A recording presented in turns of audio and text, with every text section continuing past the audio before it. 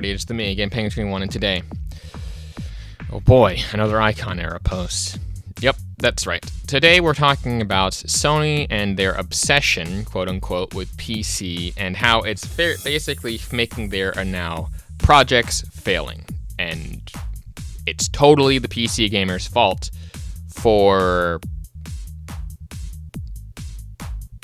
I don't know. We're going to get into this, and it's still one of those things that even after reading the actual post and even some of the comments, I still don't get why people are blaming PC, because it failed across all boards. If I remember correctly, the actual number that they produced this game at was around $200 to $400 million.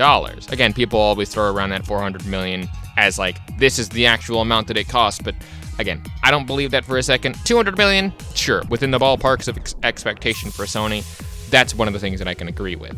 But $400 million, regardless of that, they sold about, what, 250, or was it 25,000 copies across all platforms? And it's one of those things where we don't know the actual full amount that they had going forward. But when you see a failure of that magnitude fail within 2 weeks, obviously it's because the PC gamers didn't support the game for one reason or another, and the PS5 guys supported it a lot. Weird. But let's get into the actual post here. Of course, starting out from the Twitter post with Sony's obsession with PC has started to actively harm their own products. Concord is the clearest example. No. One of the things here is that, again, with Concord being the quote-unquote clearest example, no. They have had some success, and some actually pretty major successes on PC by, playing within the PC gaming market. Concord did not do that.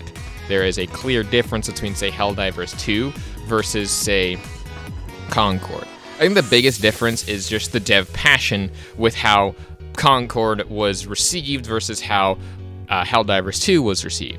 One of the things here is that Helldivers 2, yes, was and is a returning IP, quote-unquote, and actually has some of the brand recognition. But looking at the actual thing of this, if you look at the original Helldivers 1, it was a kind of turn-based, not really turn-based, but it had like the turn-based RPG disconnect camera. Then they turned it into a third-person like action shooter where it was seemingly very heavily based upon Starship Troopers. So again, that whole sort of brand recognition kind of made it was irrelevant in that point, and both of them were technically speaking new games, being both released as live service games on both PC and the PlayStation. So, I mean, there really is no excuse. One had a cohesive amounts of actual good decisions being made. The other one most likely, or seemingly didn't. Now, let's get into the actual post. While browsing NeoGAF, I saw this comment. Sony's PC excursion has been a miserable failure aside from Ghost of Tsushima and Helldivers 2. Hell, in a world where Sony never put games on PC, Concord might not have become such a meme and mightn't even have been mildly successful. Think of it this way, Marathon would not be currently in danger if Concord hadn't maxed out at over 670 players on Steam DB. Alright, I'm going to stop right here for a second and kind of explain and break down this comment. I don't think that he is correct in any way, shape, or form here. Saying that Sony's PC excursion has been a miserable failure, aside from Ghosts of Tsushima and Helldivers 2, is one of the things that's really funny, because in stark contrast to that, one of the former CEOs has said it's basically like printing money because of it's so easy to port over games to PC, and port over games to PC that people have done. Now, again, not all of them have been great successes and massive works of amazing arts and stuff, but when Spider-Man, I believe the remastered version of Spider-Man was dropped on PC, it was within the top 50 of the most selling games. I think it became in the top 10 for a while, at least several weeks after its launch. It's fallen out of favor now, obviously, but that was Spider-Man as one of its best sellers, and probably made them a lot of fucking money. I know that I bought the Spider-Man remastered immediately when I could. Same thing with the Horizon games. I never would have played either of these games, and I haven't really played much of them, but they were still fun while I was interested. Maybe I should go back and play them. But regardless, saying that it was a complete and utter failure, apart from, say, Ghost of Tsushima and Helldivers 2, because those were massive successes, no. Porting the games over to PC and having them beg you to, buy it so they can actually make more games is one of the things that I think they say, again, that's not true. Sony's relentless push into the PC gaming market is spiraling out of control, and Concord stands as a heartbreaking example of just how badly things can go wrong. The moment Concord landed on Steam, it was doomed to fail.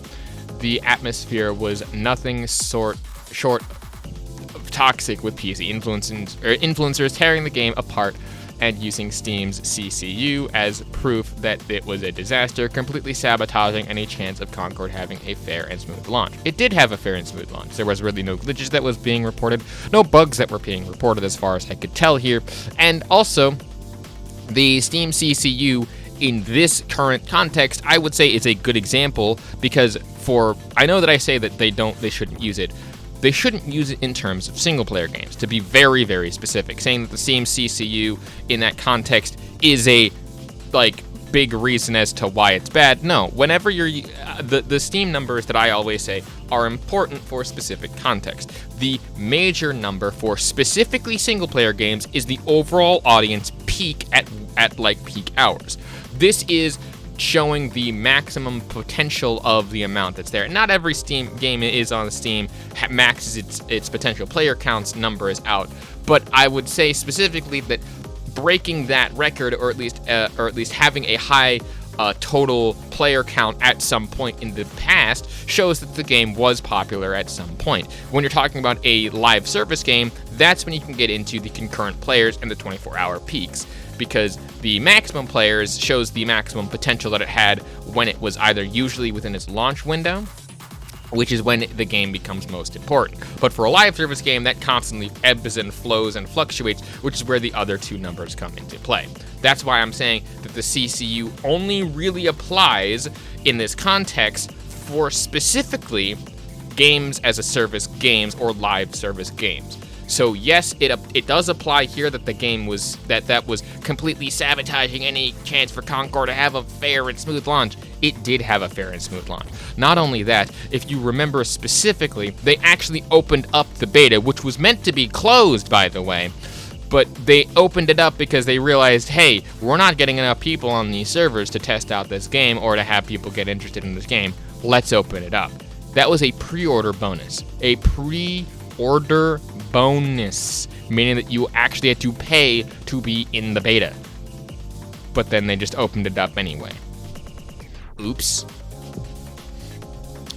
Now we are witnessing the same tragic story unfold with Marathon. Toxic PC influencers like Vera Dark, Asmund Golden Grums, Gag Me With a Spoon, stop using them as examples, are already doing their best to tear it into pieces before it's even out. It's already the kind of audience Sony wants to attract, a community that's more interested in tearing things down than celebrating what's actually being offered. If Arc Raiders had come from PlayStation and Marathon, hadn't, the media and streamers would be falling over themselves to hype up Marathon, while Arc Raiders would be getting slammed from every angle. Even its logo is reminiscent of Concord would add fuel to the outrage. No. Just straight up, no. In all contexts here, the reason why Marathon is being, again, slammed much like Concord is because it's pulling the same sort of thing that Concord is doing. It's not distinguishing itself enough from the pack. Arc Raiders, on the other hand, is distinguishing itself enough from the pack. Saying that, oh yeah, the marketing material and the actual look of this kind of is reminiscent of this other game here. No. Just because two things look similar doesn't mean that they have the exact same market appeal that certain other things have. The difference between Arc Raiders versus, say, again, Concord, since we're using this as an example, is that Arc Raiders seemingly and very clearly has a sort of identity to it. Concord never was able to actively gather that identity together. This is the same thing and the same people that brought the finals. This is made by Embark Studios, same people that are doing that, and a lot of the same people are actually working on it because they say that they have about like 100 or like at least 50 to 100 people that are kind of swapping between those two games, and Arc Raiders is only their second game. And again, with the massive success of the finals being a free-to-play game, you'd expect this to be also free-to-play. No, this is their premium experience. I would definitely recommend going to support this because a lot of people have been saying good things about it. It doesn't look appealing to me because I do like extraction shooters. I have played a bit of Escape from Tarkov, but Arc Raiders to me is one of those games where I look at it and I'm like, maybe, but I'm not too certain. I would have to probably get my own hands on it, or again, get enough money together to actually buy it, or just see some reviews personally, but I am tentatively excited for this game, at least for hoping it to succeed. But saying that it's only because of PlayStation doing this, and if this had come out of PlayStation rather than, say, Marathon, yeah, I think that they're just fucking wrong, and they would actually be praising Sony because of how good that they greenlit this game, because then it would make sense why they canceled a lot of the other games here. You have to remember here, this is a smaller studio, around like, say, 250 people, I think, to actually make a game of this quality for this reason. Same thing with the finals. The game is free to play, but it still has some of the best destruction mechanics that you can actually have on screen at any one given time. Server-side destruction mechanics made by a fucking tiny studio of Battlefield developers. These are the same guys who made Battlefield. But again, saying that it only comes down to, oh, these PC gaming influencers are actually... No, it's not because of that. It's really, really not. Zizoro here says, I don't think the PC push has helped Sony, but the one exception is live service. Being on PC, it's clearly a benefit to every single GAS game. And I can agree with that. At least the second half. The first half of saying that it hasn't benefited Sony except for this one exception, no. They've sold millions of copies of, even just, just for the example that I used earlier of Spider-Man, yeah, that might have had the Spider-Man branding name on it, but that actually had some market shit behind it. I didn't even know that they released things such as Miles Morales and Spider-Man 2 on PC until they actually made at least one little tweet about it. I don't even think they tweeted about Spider-Man 2 coming out for that. But, again, saying that, they're not selling or making good money, there was an entire breakdown, 3 years ago about the games that had released up until that point, with things such as the, I believe it was God of War, the reboot God of War, getting a fucking huge boost in sales, being the most profitable game, with Horizon kind of not too far behind that. There were some flops on there, obviously, mainly in some of the smaller titles like Little Big Planet, the kart racing game, or the one that didn't get enough stuff to it, but the stuff that actually got some marketing push and some trailers and shit behind it, putting even just a little bit of that in forward, that was enough to get people hyped for the game coming out on PC. Plus, again, more people playing more games is always a good thing. And saying that it only benefited except that it was the live service, saying that it only is the clear one benefit to GAS games, yeah, certainly. Maybe Concord could have lasted another week had PC players, actually bought it, I guess. But this person, I think, also sums up my thoughts specifically on this more specifically. Nope, that's wishful thinking. Concord was just a crappy game in a tired genre that no one asked for. Nothing to do with PC. The console player base should have supported the game to offset the impact of the toxic PC gamers. But to no one's surprise, they weren't there. Who would blame them? The game was bad. Helldivers 2, the only success from Sony's GAS initiative, was driven by PC gamers. At the very least, a 50-50 split with consoles. If I remember correctly, it was actually a 60-40 split, maybe even a 60-30 split, or 70-30 split. But it was a more tailored towards PC, making this game a big success. And there is nothing wrong here detected. I think that they put it specifically correct here. Next up here, we have Voke with Is it Sony's obsession with PC or the drama queens of the industry who spend more time on gossip and love to trash on anything Sony does just because it gets easy clicks? We like to trash on PlayStation fanboys, not Sony specifically. If Sony makes a bad decision, that's a kind of a bonus. But I'm more talking about you people who are complaining about this. And again, it's one of those things where saying that it's the drama queens of the industry. We're critics. There's no like whether you agree or not agree, it's a different thing entirely. Not Asmongold though. Asmongold's probably a drama queen, but also Grumps.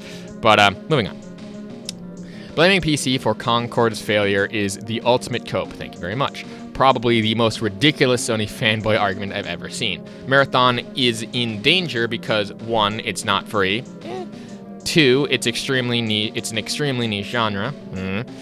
3, it doesn't stand out. That's probably the more important one. If PlayStation as a platform were going to continue to grow and be profitable in the long term, Sony would not be pushing games on PC at all, but they recognize they've likely reached a saturation and need to develop new revenue streams, hence the push to PC, TV shows, etc. Nothing really wrong here. This is just complete and utter facts. We're moving on. It's also nice to see that like 3 comments in a row have been basically denouncing this entire theory. But don't worry, there are the people who are defending this. Yes Sir Nerd basically talks about how the pre-orders for Concord on PS5 were bad long before the Steam CCU number came out. People shat on the game from every moment that they showed it. Concord's issues lie way deeper than being on PC, so it's PS5 multi-platform. And on the other hand, Helldivers 2 at least doubled its sales thanks to PC crowd. Whether or not you like that, I think putting in single-player games on PC for a couple million extra sales is potentially damaging later down the road, but launching gas games on PC makes sense. Okay, so you had me until you that last sentence. I can agree that the actual gas games can benefit a lot from a PC launch, as the PC has one of the biggest buying on the player base here, technically. But putting single-player games for a couple million extra sales is potentially damaging later down the road. No, that's not true. Putting games on PC and porting games specifically onto PC later down the line, if you want to, actually ended up, again, making more money. Because, again, the actual people who were in the actual company, right, came out and said this is basically like printing money. Next up here, Zero is this is a response to the Zero comment from earlier, saying all it did was devalue their library of exclusives. People don't get console for 1 game, but for 10 or more. Now that most are at PC, they again have nothing to look forward to on the PS5. I know that some people buy games for exclusives on that, but again, if they didn't have those exclusives, they couldn't like hold things over the head. Plus, at the same time, saying that like, oh, they don't get it for 1 game, but for 10, the majority of the games that are the most popular games of all time, almost none of them are exclusives. From looking at them, there might be 1 or 2 to kind of hit into that exclusive market. But the ones that are the most popular and have been the most popular are things like Minecraft, Tetris, and like Call of Duty, which are available on all platforms. Verbatim. Moving on. Jesus Christ, you guys need to stop complaining about it. Complaining, it never ends. It's like your hobby is complaining more than it is about playing games. The problem isn't with Sony, it's people like you who pay attention to scumbag grifters and repeat their garbage that they say. I don't watch these people. I don't listen to them, and I'm pretty sure I have 2 of them blocked. Don't be a baby, ignore the BS. Toxic PC gamers were grifting long before Sony started putting games on PC. You still are getting today if Sony never put a single game on PC. I mean, there is a kind of a nugget of truth to that. Listening to the actual grifters, which are the actual people that have been listed off in that comments section, by the way, the Asbin Gold drums and stuff like that. More specifically, those people, specifically, not everyone. But, like, it's one of those things where this is not entirely something that I completely disagree with, but there's enough salt in here to be like, dude, you're like, oh, don't listen to the toxic PC grifters, despite the fact that, like, everyone was critiquing this game specifically, and specifically talking about Concord itself. We're doing that. Like, it's not hard to just look at something and say, this is bad, the Emperor is not wearing any clothes here, stop thinking that they are. Like, that's what's been happening, at least in terms of Concord. People that were saying, like, oh, I've been, like, playing this game for 8 hours, this game's fucking awesome. It's like, you're in the minority with that, unfortunately, so.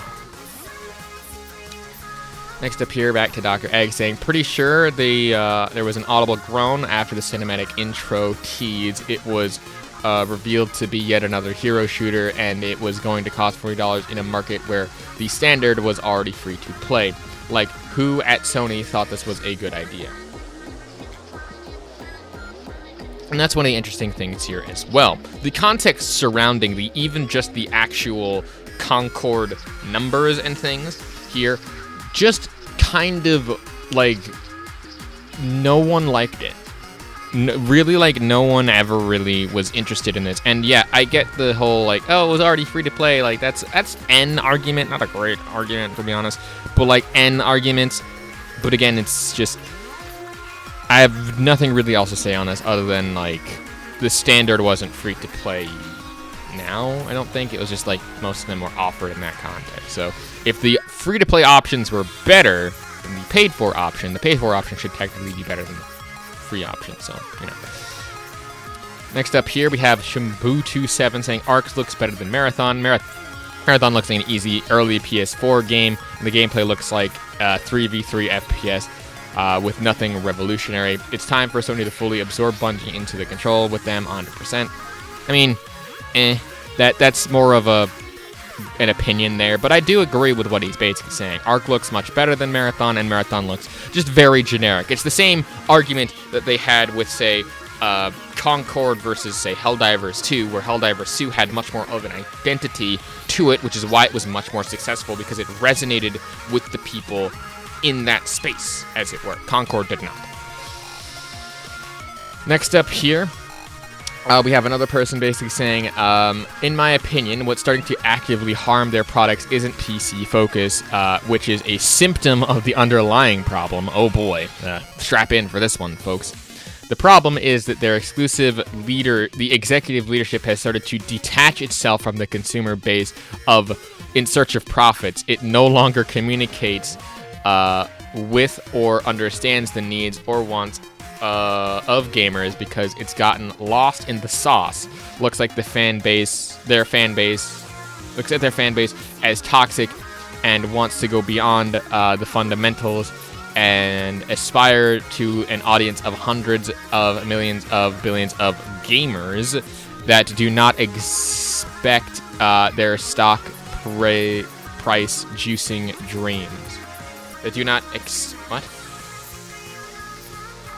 All this to say, you are a salty man-child because you don't want more people playing games, or you don't want the company that you simp for to, like, make a lot of money. Like, look, here's the thing, right? The underlying problem with PlayStation might be that they have that disconnection from the actual main thing. That's true. It's very true. There's definitely a symptom of that. But I think that it's one of those things where they're also trying to just juice the leadership that they currently have for as much money as as possible, because they are a greedy corporation and really nothing more. Again, it's one of those things where they're spending a lot of money to try to make a lot of money, but that making a lot of money has hit a ceiling in the console space. Because they keep saying, oh, we're releasing banger after banger, but there's still layoffs, but there's still massive profit things, but they're still saying that the console market is stagnant. Gee, I wonder why. Now, I had a lot more of things to talk about here. Jesus, I haven't even gotten through. There's a few more of these. But I think that we can end it off with Goomba basically taking this screenshot from Icon Era here, with Nikki, with the obsession here, talking about this, with the Nikki Tack saying, shut the fuck up. And you know what? That's what I think that we're going to end that video off with. I had a lot more to say on this, but quite honestly, this video is already 25 minutes, and this article, in short, this post, I guess, it's not really an article, is just fucking stupid. Trying to blame specifically PC gamers for the failure of not recognizing or getting an audience to play your game and saying like, oh, it's because of these people specifically, despite the fact that, again, everyone was fucking over it. Everyone was not really fucking over it, but everyone was just like criticizing and saying that this game looked generic. This game didn't stand out at all in terms of like anything having to do with the actual game. The game had no identity. It was trying to appeal to everyone, but in the end, it appealed to no one, which is unfortunate. And again, the community manager didn't really fucking help, at least from what I remember, because people were like, "Oh, I don't want to have these talentless freaks for it." Not a good look for your company. Not a good look for fucking anyone, marketing-wise. So. Oops. Yeah. I think that at the end of the day, what we can learn from Concord is that it wasn't just one fuck-up that happened here. It was a collective ass pull, or a collective, to borrow a word from Yahtzee Croshaw, cock-up cascade, because the outside idea was from ideas from 2016, which is when this game initially started to being developed. Had it released back when, say, Overwatch was at its peak, it might have stood some sort of a chance. Again, might have, and it might have actually had some legs to stand on, and maybe have gone free to play, much like Overwatch did eventually. But overall, like, the game was shuttered, the game failed, and the game failed of its own accord, regardless of what anyone wants to say. And that's all I think that we can pull away from this thing. And in that context, I think we can just call it there. Anyway, my name is GitPang21. If you like what this is doing and want to support me in any other way, shape, or form, other than like and subscribe, which is always enough, links down to everything in the description below. Please, I want to hit 1.5k subs by the end of the year. I would really appreciate it. And yeah. Anyway, guys, my name is GitPang21 again. Thank you so much for watching, and a peace off.